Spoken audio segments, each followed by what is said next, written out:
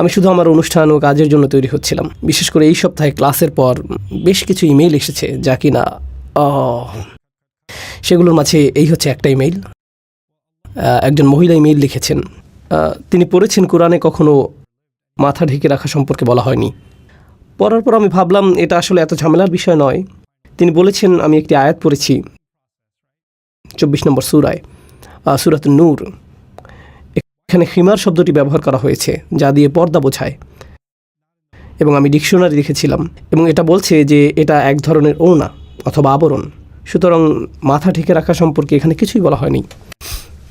তাই আমি একটু অনুসন্ধান করলাম। এরপর আমি চিন্তা করেছিলাম এটা কি একটা কমন কনফিউশন, এটি শুধুমাত্র একটা ইমেইল। তাই আমি আরেকটু অনুসন্ধান করলাম এবং পেলাম আসলে এটি একটি মারাত্মক সমস্যা। অনেকেই মনে করে যে ওই আয়াতটি মাথা ঢেকে রাখা সম্পর্কে বলা হয়নি। এটা আসলে একটি কমন কনফিউশন। আমি জানতাম না এই বিষয়টি।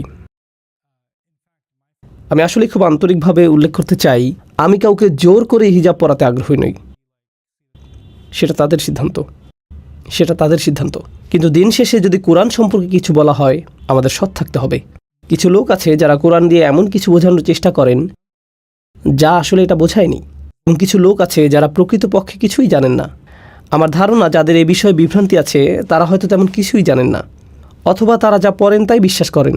আমি এভাবে চিন্তা করতে পছন্দ করি না যে তারা খারাপ কোনো কিছু বোঝায়, অথবা কোনো উদ্দেশ্য আছে ভুল পথে চালিত করার, অথবা যাই হোক না কেন।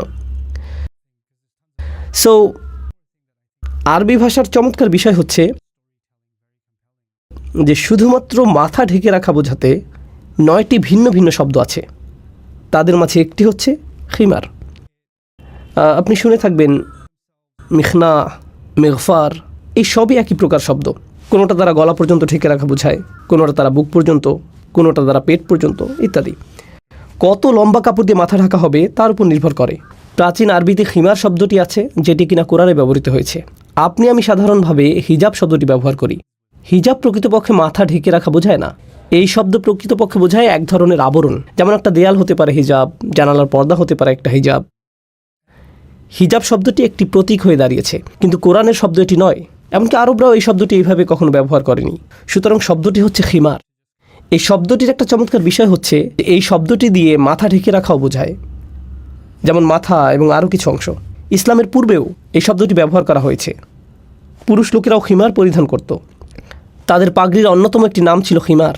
পাগড়িটি যদি একটু লম্বা হয় এবং প্রায় পেট পর্যন্ত নেমে আসে, পুরুষ লোকেরা এটাকে খিমার বলতো। এটা অত্যন্ত চমৎকার বিষয়।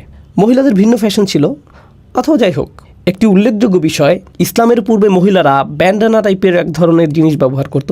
তারা পেছনের চুলের গোছার সাথে এটি বাঁধত এবং এটা পিঠের মাঝখান পর্যন্ত যেত। সুতরাং তারা সামনের দিকে আবৃত করতো না, পেছনের দিকটা আবৃত করত। এটাকেও খিমার বলা হতো। এখন কোরআন বলছে যে তাদের উচিত খিমার ব্যবহার করা এবং তাদের সামনের দিকে ব্যবহার করা, তাদের বুকের উপর দিয়ে। অন্য কথায় এখানে একমাত্র পার্থক্য হলো খিমার ব্যবহার করা, মাথা ঢেকে রাখার বিষয়টি এই শব্দের মধ্যে অন্তর্ভুক্ত, কিন্তু সামনের দিকটাকে ঢেকে রাখার জন্য ব্যবহার করা হয়, এবং এটাকে একটা নির্দিষ্ট পরিমাণ লম্বা হতে হবে। এটাই এর শর্ত। কেউ হয়তো যুক্তি দেখাতে পারবে যে না না না, খিমার শব্দটা দিয়ে শুধুমাত্র ওড়না বোঝায়, এটা মাথা ঢেকে রাখা বোঝায় না। আপনি কি খামর শব্দের সাথে পরিচিত? এটা কি অ্যালকোহল? অ্যালকোহল, ঠিক। আপনি জানেন কেন এটাকে খামর বলা হয়? কারণ এটি আপনার মাথা তালগোল পাকায়। আপনার বুদ্ধি বিবেচনায় বাধা সৃষ্টি করে। এবং মদকে খামর বলা হয় কারণ এটা আপনার মনে তালগোল পাকায় এবং মাথা ব্লক তৈরি করে। এটা এমন যেন তোমার মাথা কোনো কিছু দিয়ে আচ্ছাদিত আছে। এটা শব্দার্থের একটা অংশ। আমরা এমনকি ইসলামিক অর্থ সম্পর্কে বলছি না, আমরা স্বয়ং আরবি ভাষা সম্পর্কে বলছি। তখনকার সময়ে তারা দেখছিল কিছু আশ্চর্য রঙের ঘোড়া, গলা থেকে সম্মুখভাগে সাদা এবং বাকি অংশ বাদামি রঙের। তারা বলতো এই ঘোড়াটি মুতাখাম্মির, এটাকে মনে হচ্ছে একটা খিমার পরিধান করে আছে।